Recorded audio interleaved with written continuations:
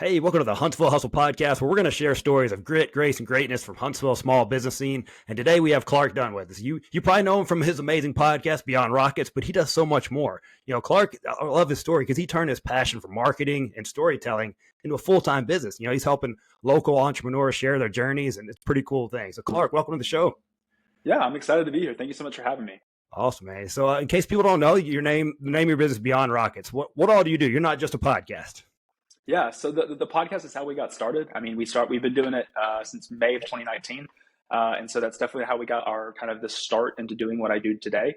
But yeah, we're way more than just a podcast. We kind of made this transition really shortly after, probably in 2020, to actually form the company. So that's when we formed the LLC. Already had some clients doing social media work for. What it looks like today in 2024 is we do everything in-house, from podcast management. So that's helping them launch, manage, and promote their own podcast.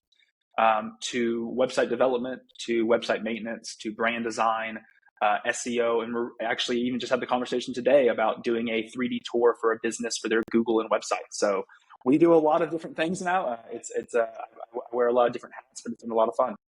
That's cool, man. No days alike. So that's cool. That's going to keep you interested every day. So can you kind of rewind and take me back? You're in your dorm room. You had this idea. How's that become an actual business? Yeah, so I always loved podcasts. I've grown up here in Huntsville, been here my entire life, went to school here. And so while I was I guess I was at Calhoun at the time, doing my first 2 years, and was like, I kind of want to start a podcast. I think there's, some audience, like Huntsville's growing. I've been able to be a part of it and see it now. I think when you're in high school, you don't think Huntsville's very big. And so until you graduate, you get out, you're like, oh, wow, there's a lot of cool things happening. And so I was told my girlfriend at the time, now my wife, I was like, hey, I think I want to start a podcast. And she was like, okay, I think you should. I'll listen to it. I was like, great. And then she told a friend, the friend said they would listen to it. And I was like, well, if two people are going to listen, I'll start. I had a name before Beyond Rockets, but it was not available on Instagram. So I was like, well, I don't want to, it was an account that was pretty much dormant. But I was like, I don't want to deal with reaching out and trying to take their name. So Beyond Rockets, which I'm glad I went with that. It's definitely stuck over the years. And yeah, I didn't know anyone. No one knew who I was. And I just kind of started cold messaging people to come on. I knew one person, they knew one person, they knew three people, and slowly just kind of grew it while I was working full time, going to school full time, and doing the podcast full time. At the time, we were doing 3 episodes a month, which is what we're doing today. So it was a lot of managing, of figuring out where my time is best spent. Oh, man, that's awesome. So what was the name? What was the name gonna be? I got to know. Oh, it was it was a Huntsville, Huntsville voice. It was like Huntsville voice, or Huntsville talk, or it was some sort of and it was might have even been it was just it was Huntsville related. It had Huntsville in the name, and it was an account that was had maybe 6 posts and hadn't posted in 2 years when I was looking at it. But I was like, I just don't want to deal with trying to reach out, and so Beyond Rockets seemed to fit. And then I had a friend of mine do the design for the logo, and now that logo is trademarked. I actually have the trademark for it. So that's been a lot of fun to kind of see that brand grow over the last going on 6 years. Oh, it's a great name, man. It worked out. It all worked out. So, man, I was Calhoun as well, School of Champions. If you don't know, people that don't know Calhoun, I started when it was at the mall in Huntsville. If you're old like me, if you know where Planet Fitness is on University, that was Toys R Us, and then Calhoun was a hallway around the corner. That's where it started. It was about $400 for a full load of classes. Things have changed, man. I'm old. So, yeah, Calhoun's a great. If you guys, if you're in Huntsville and you want to go get a great start, a great education for a great price, Calhoun's your place, man. The School of Champions, I'm telling you. So yes. You kind of mentioned it a little bit earlier, but how come you decided to rebrand a little bit and offer some more services? What led to that? Yeah, so I went full-time in the business right after I graduated college, got married the same month, went full-time the same month. So May of 21 was a very busy time. In hindsight, I can't believe I went full-time at what we were doing business-wise, but my wife was a great advocate in saying that, yes, you would hate having a typical job. It's just not something for me. I need this flexibility of being able to kind of if a day goes till 6 p.m., it does. And if a day goes till noon, it does. I need to be able to be flexible. And so at the time we were pretty much all social media. When I went full-time, that's all we were doing. And so because I've grown my network of audiences through the podcast that were small business owners. So I was supporting a lot of those people that came on the podcast doing social media support. And so it was just a good fit. As the business continued to grow last August, we kind of made the shift to being a podcast management company. So that was a big shift. We rebranded, did a new website and everything, launched this year for that. We had our first client about a year prior to that. So we've already been doing some podcasting, but it seemed like the right fit. And then like just skip ahead till like last a few months, really August of this year. We have brought in a lot of small business owners that I'm friends with, that I've gotten networked with, that do other services than what I do, like websites and graphic design and video and photo. So then now I'm kind of acting as the hub for them and their businesses to continue to let them grow, but also kind of keep everything within Beyond Rockets in-house. So we can do it. So often we have conversations with people wanting to do a podcast or wanting to do a website, but not knowing the other thing. So we're able to kind of package this nicely deliverable product to them and kind of be their one-stop shop. Oh, everybody likes that, man. You don't want to be jumping around all over the place. You can get it all in one place. Why not? I hate when I have to go to the grocery store and then I got to go to another grocery store. Man, I need a nap after that. So you added something pretty cool recently. Tell me about behind the Cubicle. That sounds a cool idea. People don't know about that. Yeah, so it was, we've talked to a lot of different companies, a lot of different industries over the last few years with podcasting as we made that shift. One company I've been talking with for a year. This past July, we met with them again, and I thought the timing was going to be perfect. You're going in thinking that you got a new client, and we started having a conversation about, I wish there was this thing. I wish there was a podcast co-op. And so I kind of sat there with two of their executives and myself, and I was like, okay, let's just brainstorm what this looks like. As someone who I think like they want the service, they're interested in the service, what can I do, and what do you think it looks like? And so we kind of brainstormed this whole thing, and then from that moment, 3 weeks later, maybe, I had the whole business plan, the whole assets, the logo, the website, all done. And so we went to follow up with them, and they were blown away with the assets. But what Behind the Cubicle is it's a podcast co-op. There's no long-term commitment. You pay per episode. The full content lives on our platforms, but we give you branded content for your social media. So not only are we promoting your episodes, we give you content that looks and feels like it's your own for you to promote the episodes as well. And this idea that like every different industry and audiences that are being presented on Behind the Cubicle, their audiences are seeing everybody else. So we're all able to be successful and grow that way. And so we've had a wide assortment. We're doing a lot of recording this next week, actually, to kind of get some more episodes captured. And we've had a lot of conversations. Literally had a meeting this morning with someone interested in Behind the Cubicle. And so it's one of those the barrier to entry is a lot lower than a full podcast management client, but it allows them to kind of test the waters. Do we like it? Does our employees like it? Does our audience like it? Oh, perfect, man. That's I don't know anyone else doing that. So that's a great idea. Yeah. And if you're listening right now and you're thinking about starting one, but you're not ready for the big commitment, there you go. Put your toes in the water, check it out. So I got to ask you, just from a personal, what's the biggest mistake people make with their podcasts? I think, often going into it thinking that all you have to do is talk, I think is often kind of the misconception. There's a lot more to have a successful podcast than just the actual conversations. It's your ability to market it. It's your ability to capture good content. It's not necessarily always the equipment. Like I think sometimes people get a hiccup of like, hey, I have to have this really nice equipment. It's like I started my podcast with a single Blue Yeti mic and my laptop and didn't even record the first episode through the mic. It was through my laptop. And it's like my second most listened to episode ever. And so like the equipment's not the issue. It's just realizing that there's a lot more that's involved with it. And it's not something that's going to happen overnight. I think people get this idea that like, I'll start a podcast and 3 months later, I'll be famous. It's like, that's not the case. I've been doing it 6 years and there's still people that have no idea that I do a podcast. So you have to be willing to go in it for the long run. And if you go in willing and eager to learn more and have genuine conversations and you go in because you love it, you're more likely to keep doing it. If you go in looking for some ROI, it's just not going to match your expectations as quickly as you want. Oh, the talking part's the fun part, man. That's the good stuff. It's all the other stuff you got to do. It's kind of a grind. So that's good if you can just turn it over to someone like yourself and your team. Let them do it for you, right? You don't want to do all of that. So, yes. What makes Huntsville such a cool place for what you do?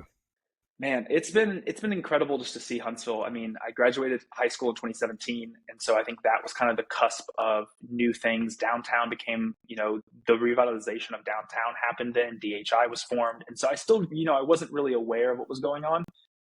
The impact and the pleasure I've had to do the work I do and work with the people I've worked with, it's incredible. I mean, I think there's so much diversity as far as you can go to, the things that are happening at Mid-City, things that are happening downtown, the industries, the companies, from GovCon to, someone that does paper flowers. Like I've talked, like there's so much, the spectrum is huge. And I think that's what's so unique. It's like, there's still areas I go to Huntsville that I'm like, oh my gosh, this looks just like it was when I grew up here. And there's areas I go that like, I can go the next week and it'll look different. And so that's just the most unique thing to me. And I think, it's been fun being a part of it. I love having conversations with small business owners in general. And it's been fun to be able to share their story, because oftentimes I'm creating that first piece of content for a small business, and it can often go a long way to kind of grow their business. Oh, that's very cool, man. I grew up here. I'm one of those native Huntsvillians as well. The change has been incredible. When I was growing up, you went downtown to go to court. That was about it. There was nothing fun happening down there. I mean, it's tremendous growth, and all the businesses are adding on the scene right there. It's amazing. So, so there are so many varieties and different companies and businesses. Is there a typical one that you work with, as far as a referral for you? Yeah. So, I mean, as far as like a podcast client, I mean, really, these companies, these GovCon companies, are always good conversations. They're trying to increase employee retention and kind of have an employee engagement. And the podcasting allows them a way to really target that audience, especially when they're targeting an audience that's closer to my age. I mean, they're wanting these people out of college to stick with them because it costs so much to get a new employee. And so sometimes the podcasting for a GovCon company like that does really well, because it allows you to have authentic conversations. People recognize this brand of a company, but they don't necessarily know who works there or what they do. And the podcast kind of bridges that gap. But yeah, I mean, we currently service so many different industries for podcasting, from hospitals to GovCon to development agencies to like individuals podcasts to magazines. I mean, the spectrum is huge. And so I think really if you have, I think the ideal client, or just the client in general, is someone that has a lot of like, is already creating unique content or already has content out there, but is looking for a more personalized version of that content. And that's when a podcast fits the best. There's it. So there's a lot of cool things going on, but we're not perfect. So what do you think? What could we improve around here in the Huntsville business scene? I mean, I think, I think collaboration is always one of those things that like is sometimes done well and sometimes it's just not done at the extent that it should be. So I think being willing to understand that, though you might have companies in the same industry as yourself, and you could theoretically say you're competitors, you're not. Like, the ability for them to be more successful will ultimately just help you be more successful. So I think that sort of mentality, that like, it's not like a dog eat dog. Like, I'm just trying to get after you, I'm trying to one up you. It's like, how can we look to find ways to educate maybe the audience, the local market, in what we're doing? Because if they know more about you, subsequently they'll know more about me. And I think that's sort of the mentality that you have to have. And just be willing to just say like, hey, like, if you don't know something, Huntsville is a market and an audience that's willing to help. You just have to be willing to ask. Yeah. So that's what this podcast is all about, is get people connecting, collaborating. Because man, if we could work together to figure out how we can be the most powerful possible, man, great things could happen. Because, hey, I mean, we're a podcast, right? We should be competing, right? That's not how podcasts work, right? They're collaborative. That's what I love about podcasts. So it's not going to harm me if I start another one, and vice versa with you. So we can all work together. So I want more people to know about what you do, because it helped me as well, because I'm doing podcasts. You can make better podcasts. We all grow. So what's your biggest pain point right now as a business owner? Man, I think, I've been very fortunate. This year has been a great year. Business year over year has been great. I think, there's always, becoming, for me, it's learning lately how to be a better leader and how to be a better boss. I think as the team's grown and I've, have more people that I'm, supporting. My wife now works with me in the business. And so like kind of, not only being a good husband, but also being a boss, and kind of having that distinction is important. But I think too, it's like, as the business and like the trajectory I hope to go, like being able to be a boss that can lead by example, and also being able to be, know that like, I'm not an expert in the services that I'm bringing people on to help me with. Like, you're the expert. I just am able to kind of help facilitate. And so kind of knowing my place in each thing is kind of just kind of been the learning curve over the last little bit, but I'm excited to kind of see what that looks like. Because I think that's really when I'll see the growth in the business that I'm excited for. And it's been fun so far. So I've enjoyed it. And did you say you graduated high school in 2017? I did. That hurts, man. I'm not going to lie. But people on your team, are there people on your team that are, closer to my age, 30s and 40s? That is it kind of been weird kind of leading people that are older like that? Yeah, I mean, so like there's the two main individuals I work with. I work with Bard and Glass, Judah and Elaine Walker. So they were right around my age as well. And then Eli Walton of Leary Studio. He's actually the desk right behind me. He's in the office now with me, and he does a lot of the brand design and website stuff. And so we're all kind of in that same age range, that mid 20s to early 30s. And so it's been nice because like we're all kind of experiencing it together. They've been in business about the same time as me, maybe a little bit less. So it's been fun to kind of like help them continue to grow and be successful. And then now that we've kind of all worked together on a lot of projects, we're just kind of seeing that success continue to grow and being able to offer more things. I mean, they're out with people that want podcasting and they don't do podcasts. Well, then they send them to me. And I don't do website stuff, but I send them to Eli. And I'm not a videographer. I know how to shoot. I know how to press record. I know how to capture a photo, but I'm not a photographer. And so being able to direct people where it's best fit has been fun. So it's always different learning curves as far as like kind of getting used to that. But it's been fun over the last few months to kind of be that kind of role in the business. Yeah, sounds like you got a great team in place. I'm sure that's super helpful right there. So was there a moment through your journey where you were saying, oh man, I think this thing is actually going to work? I don't know, man. It was, I mean, I talked about it recently to somebody. Going in full time was one of those like super scary moments. And I don't think I realized until I'm looking backwards and being like, wow, it really was scary. And the time I was just so excited. But I think there is moments. I mean, I can think of throughout the years of doing the business. We're 4 years in with the official LLC right now. It was like really almost probably maybe even today or yesterday. So like it's pretty close. And there's definitely moments of landing a certain client or landing a kind of client that I have seen the direct effects of what that's done for the business. And so there's like 3 or 4 of those over the last few years that have really I'm like, okay, I think I'm starting to figure this out. Like, I don't think I know everything, and I definitely don't know everything, but I think I'm starting to figure out, I'm trying to get in some rhythm. And a lot of it is just getting in that rhythm. It's getting in that cadence of figuring out like, what is it that we do? How do I sell it? And who's the ideal person to sell it to? And so that's that's been the last year where I really think I've gotten a good grasp on like, hey, this is working. And really the last year is probably where the biggest trajectory in the business has happened. And like, I'm like, okay, things seem to be working and I'm doing okay. Let's continue to make this happen and continue to grow. Yeah, I like the way you put it with the rhythm. I think any business owner can kind of recognize that once you kind of get into that rhythm and get the feel for it, things just feel so much better. You're not chaotic anymore. Well, it's always chaos if you're a business owner, but the chaos is pretty manageable at one point. So you're cutting edge guy. Is there an app or some technology you're using right now that's really helped you out lately? Yeah. I mean, so I think, when we're looking at editing, especially with podcasting, we do, 7 or 8 different podcasts for companies and having even more conversations with other people. So we're probably going to be going into the double digits of podcasting next year of clients just doing that. And so I think, figuring out better ways to be more efficient on the editing process, if that's the production, having a tighter grasp on like how to capture the best shot when we're capturing it there, so we don't have to deal with it as much in the post production.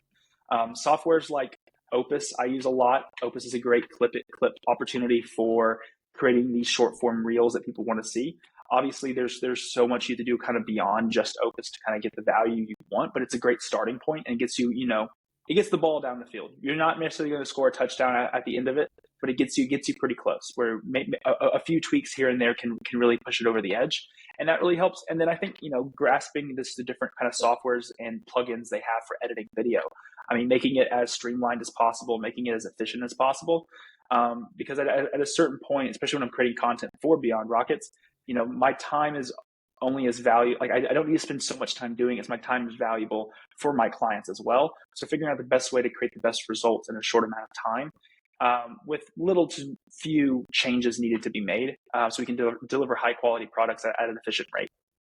Because I mean, let's face it, people's attention spans, not what they used to be. No, they need short, tight. You got to grab that attention real quick and hold on to it. And that's a tough thing. So, man, that editing is so important. So, looking at your day and kind of your weeks and things like that, is there a habit or a routine that you get into that's helped you become successful? Yeah, I mean, I think over the last year or so, kind of getting into this mentality that I think as a business owner, it's easy, especially in the field that I'm in, it's easy to kind of, you sometimes feel like leaving early to go home is not necessarily a good thing. So I think I don't necessarily try to set like, hey, I got to leave at a certain time if I work. So it's just taking the day as it is and being able to get into that kind of in that cadence. Typically I'm up at 7 at the office by 7:30, between 7:30 and 8. I'm here till 3, 4, maybe 5, just depending. Typically 3 to 4 is kind of my like typical day. I think prioritizing in the last little bit, we're trying to prioritize for myself, just like fitness, like getting into fitness, getting back into fitness. Last year, I was doing really well about it, and then my wife and I moved, and we bought a new house, and so life got chaotic over the spring, and so we kind of neglected some of that, and so getting back into that has really, I think it drives the creativity too, because it's easy to get kind of tunnel vision as a small business owner, where you just think like you're just focused on what you're doing, and you're not trying to look for any distractions. And going to work out and sweat and be miserable at a workout class often kind of helps you then kind of refocus and just recalibrate and figure out, hey, what is it that I need to do, and what's the best next right step. I do runs too for that. I mean, the amount of times I finish a run and I'm sending an email, voicing an email through my phone as I'm walking home, because I realize I needed to follow up with this person, or I need to, connect with this person, or I actually figured out the issue that we were having. Let me respond to them. And so I think that's really kind of helped drive the success over the last little bit. Yeah, I think that happens a lot. Maybe in the shower or a drive, or someone you step away from the problem sometimes and go do something else, all of a sudden the solutions start coming in. So exercise is a great one. I mean, studies back it up as well, especially running is great for creativity and problem solving and things like that, because you were a runner in high school, right? Yes, I did. I ran cross country and track and played basketball in high school. Doing all the cardio, man. Where'd you go to high school, by the way? I went to Whitesburg Christian, so it was a pretty small school. It's much bigger than it was when I was there. I graduated with 18 people, and so we did a little bit of everything. We were always doing something. So running has been one of those things that it's kind of stuck with me the most. Getting the time to be by myself and be on a run. I typically don't run much more than 4 miles nowadays. I kind of stick with that 3 to 4 miles and just get a couple times a week. And then Iron Tribe is where I've been going. It's at my office complex, so it makes it really convenient. I don't have to leave to go somewhere else. Before I go home, I get a workout in, and then I go home. And so I think finding those convenient spots to do workouts in the convenient times and prioritizing that has gone a long way. Iron Tribe does an awesome job. Shout out to my guy, D1 Matt. I don't know if y'all call him that or not, but that's what I call him. So if he's listening, he's know he's talking. So everyone has someone they want to thank on their journey to help them become successful. Who's that person for you that you'd like to thank? Oh, I think there's definitely 3 people that kind of stand out. I think, the push my wife gave me to go full time, and like she knew that it was going to be a good thing, and she knew that I was going to enjoy it and be able to grow it was a huge motivation. And like we would not be where we are today without that, because I was looking at getting a typical 9 to 5, because that's what you do when you graduate college and you get married. You get a 9 to 5 because you get health insurance and benefits and all the great things. So it was a scary thing. So that was a big push early on. My very first client was Offbeat Coffee Studio. Kyle and Anna husband owned the coffee studio, and I got to know them just from having them on my podcast. And I said, hey, I don't know what I'm doing. You really probably shouldn't trust me, but I think I can help you with your social media. I was like, you don't have to pay me. I'm already here all the time. Gift cards, merch, that's fine. And so they said, sure. And so they were the first client that gave me the opportunity. They then started referring me, and that's how it went from really April of 2020 to October. By October, we already had the LLC. And so in a very short amount of time, I was like, I have half a dozen clients because of this one opportunity. So they really, like, Beyond Rockets wouldn't be a thing without them. They were one of the first guests on the podcast. They came on for Offbeat, maybe my second or third guest ever. And so that they've really driven. And then when I went full time, finding a space and having the motivation from someone in business already, my basketball coach in high school, Rob Murphy, has a recruiting company called Affinity. And he was having a space available. He was going to have an office space, and we got lunch, and I was talking about all the things I was trying to get a job 9 to 5 to do. And then he was like, wait a second, talk about Beyond Rockets for a second. And I told him about it. And I was like, yeah, we cover the bills. We get, he's like, why are you trying to find a 9 to 5 when you already have a company that you can grow? And so that was a motivation too at the time, because it's kind of like that uncertainty. But then that's been great. I mean, I've been at this office complex for the last 3 years, going on 4. And that's been kind of having that space to be creative outside of my home and kind of separating that has been huge. That's it. Shout out to Coach Rob, man. It's awesome. People that sometimes they can see things in you can't see in yourself. So that's pretty cool right there. So you come across a lot of amazing business owners and people in the area. Who's someone you admire in the business scene?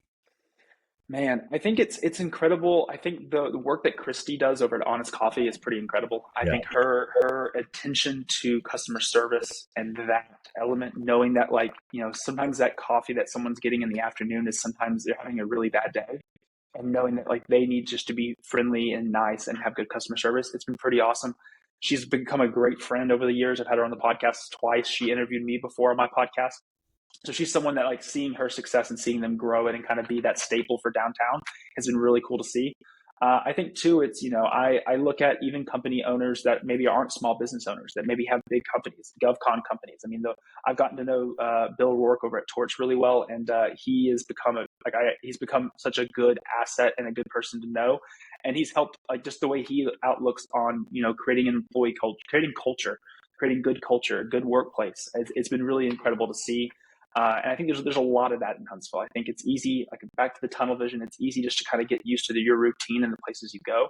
When you kind of step back and you look out, you kind of see that there's a lot of people in any industry. That's really one of the big reasons I started the podcast. It's like me being able to learn from a boutique owner, like Kayla Adams at Elitaire. Like I've had her on twice. Like the way she approaches business, I can approach my business the same way. Though I don't plan on having a boutique, I don't plan on serving coffee, I don't plan on having a GovCon company, but the way you approach business and the way your outlook on employees, culture, this environment, marketing is all unique. It can transcend any business or any entity. So that's been a lot of fun to see.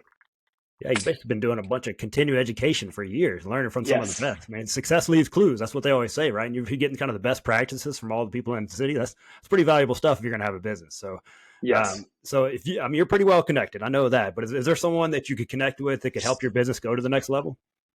I think, I think the first things that kind of come to mind are guests on the podcast that I would love that have always been kind of like dream guests. One of the main ones that comes to mind is Jim Hudson Alpha and Low Mill. He's been on my list of people I would love to talk with. I think having that archive of a conversation like that is so valuable, not only to what's happening right now with both of his businesses and both of his endeavors, but just kind of in future looking, 10 years down the road, having that asset is huge. And so that's one of the first ones that come to mind. I think, I love learning from people that have more experiences than I do. I mean, you can only experience so much. So being able to learn from other people has been a lot of fun. And so that's one of the first ones that come to mind, because I think, there's so much good and so much impact he's had in the community, and being able to kind of showcase that in a personalized manner would be a lot of fun. Let's make it happen. If you're listening right now, somebody knows him, okay? Somebody Yes. knows that can get him on Beyond Rockets. We're going to make that happen, man. We'll put a group effort on this one, because I would love to do that interview as well, because he is such an interesting man, making an impact on the world, not just locally. Yes. He's doing it all. So let's make it happen, y'all. Let's do what this podcast is all about. So when you look at Beyond Rockets, where do you see yourself in 5 years? You've done so much growth in the past 5. What's the next 5 look like? Yeah, I think, maybe solidifying that we are a full-fledged marketing agency. I think that's kind of the forward looking of, especially as we've gotten a lot of these things happening in house, making it maybe more official and having some sort of structure, and then almost even another rebrand at that point where the website would get changed a little bit, because we're going to be offering so many new things. And that's kind of what I see. I think, growing at a good rate. I think for me, I want people that are in Huntsville, that are students, that are college students, that maybe even grew up here in Huntsville, to realize they can do cool work and cool marketing things here in Huntsville. They don't have to go to Nashville or Atlanta to do fun things. And so kind of getting out there more and kind of being a part of different organizations to kind of help further that is kind of where I see Beyond Rockets and myself going in the next few years. I can see it, man. You've made a huge impact already. We're gonna keep this thing rolling. So, if someone's gonna start a small business and you could give them some advice, what's the advice you're giving someone's gonna start a business tomorrow? Yeah, I think the biggest piece of advice is do it because you love it, not because you're wanting to make money. I think if you go in with this expectation that like I'm going to become this millionaire wealthy person, you're going to die. It's going to become such a tough thing to kind of stick with it, because it's not going to be fun. It's not going to be easy. You wear so many different hats all the time.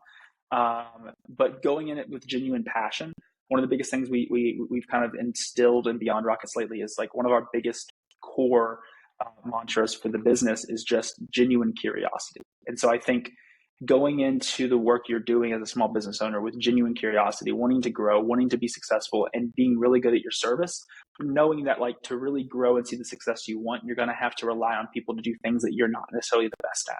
Like you're really good at coffee. You're really good at sourcing things for your boutique. You're really good at being a chef, but you're not a marketing person. You don't run